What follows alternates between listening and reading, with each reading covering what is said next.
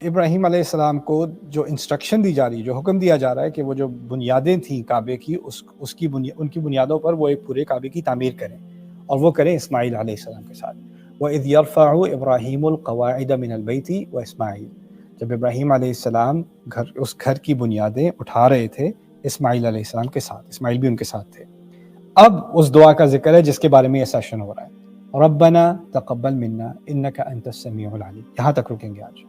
ہمارے رب ہم سے قبول کر لے، ہمارے رب ہم سے قبول کر لے، آپ ہی ہیں جو سب سننے والے اور سب جاننے والے ہیں۔ ربنا تقبل منا انک انت السمیع العلیم۔ اب اس دعا کو اچھی طرح سمجھیں۔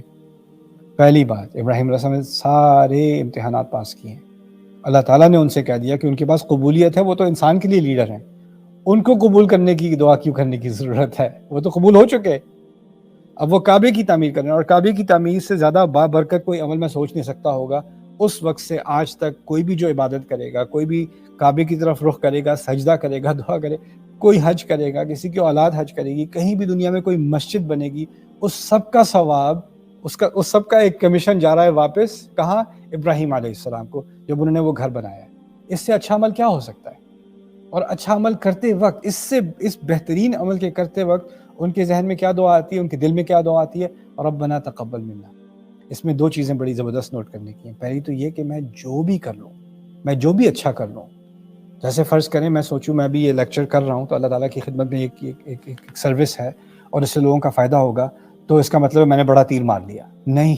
اس کے آخر میں مجھے کیا کہنا پڑے گا؟ ربنا تقبل منا، میرے رب مجھ سے یہ قبول کر لے، کیونکہ ہو سکتا ہے لوگوں کا فائدہ ہو جائے، ہو سکتا ہے آپ کی خیرات سے کوئی مسجد بن جائے، یا کسی یتیم کی پرورش ہو جائے، ہو سکتا ہے میرے اچھے کام سے، میری اچھی تعلیمات سے، یا آپ کے کسی اچھے عمل سے کوئی دنیا میں خیر پھیلے۔ اس کا مطلب یہ نہیں ہے کہ آپ سے قبول ہو گیا، اس کا فائدہ ہو گیا، وہ اپنی جگہ ہے، لیکن اس کی قبولیت اور مسئلہ ہے۔ اور آپ کا جو پیچھے کا ٹریک ریکارڈ ہے نا، انہوں نے سارے امتحان پاس کیے ہیں، وہ تو کامیاب رہے ہیں نا۔ فَأَتَمَّهُنَّ، آپ کی پچھلے سارے کارنامے، ساری کامیابیاں اس بات کی ضمانت نہیں دیتی کہ جو اگلا اچھا کام آپ کر رہے ہیں اس میں کوئی گارنٹی ہے آپ کے پاس، کوئی ضمانت ہے کہ وہ قبول ہی ہوگا۔ مجھے اس وقت بھی سارا کچھ کرنے کے بعد اگر میں کوئی اچھا کام کروں گا تو مجھے کہنا پڑے گا ربنا تقبل منا، دل سے کہنا پڑے گا ہمارے رب ہم سے یہ قبول کر لے، کیونکہ مجھے اس بات کا اعتراف کرنا پڑے گا کہ میں جو نماز بھی پڑھوں تو میری نماز میں کتنی خامیاں ہوں گی، ذہن کہاں جاتا ہے، میں نے سجدہ ٹھیک سے کیا نہیں کیا، اور ہم میں سے کون کہہ سکتا ہے کہ ہم نے نماز ایسی پڑھی کہ اللہ کا حق ادا کر دیا، یا ہم نے اللہ کی حمد ایسے کی کہ اللہ کا حق ادا کر دیا، یا ہم نے دعوت ایسی دی کہ دعوت کا حق ادا کر دیا، یا ہم نے ذکر ایسا کیا کہ ذکر کا حق ادا کر دیا۔ وہ تو ممکن ہی نہیں ہے ہمارے لیے۔ ما قدر اللہ حق قدری، سورۃ الحج میں آ گیا، انہوں نے اللہ کی قدر کی ہی نہیں جیسے اس کی قدر کرنے کا حق ہے، وہ تو انسان کے لیے ممکن ہی نہیں ہے۔ یعنی میں کوئی بھی اچھا عمل کر لوں اس میں گیپس ہوں گے، اس میں خلل ہوگا، اس میں خامی ہوگی، اور اس خامی کو صرف اللہ تعالیٰ خامیوں کے باوجود قبول کر لے۔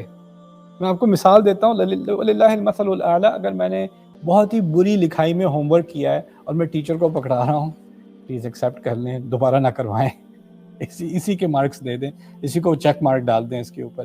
یعنی میں اعتراف کر رہا ہوں کہ میری جو ٹوٹی پھجی جو میری ایفرٹ ہے اس کو بھی آپ قبول کر لیں، باوجود اس کے کہ اس میں بہت ساری خامیاں ہیں۔ ابراہیم علیہ السلام کعبہ بنا رہے ہیں، ابھی بھی ان کو پتہ ہے کہ میں جو یہ اتنی عظیم انسانیت کے لیے خدمت کر رہا ہوں، اللہ کے نام پہ کر رہا ہوں، اس کی ہدایت سے کر رہا ہوں، پھر بھی کیونکہ میں انسان ہوں اس میں خامی کا امکان ہے، اور وہ خامی کا امکان میں کبھی نہیں بھول سکتا۔ اس کو نا قرآن نے اور جگہ فرمایا، تعالیٰ نے فرمایا ہے فَلَا تُزَكُّوا أَنفُسَكُمْ هُوَ أَعْلَمُ بِمَنِ اتَّقَىٰ، اپنے آپ کو پاک مت سمجھا کرو، وہ جانتا ہے تقویٰ کس کے پاس ہے۔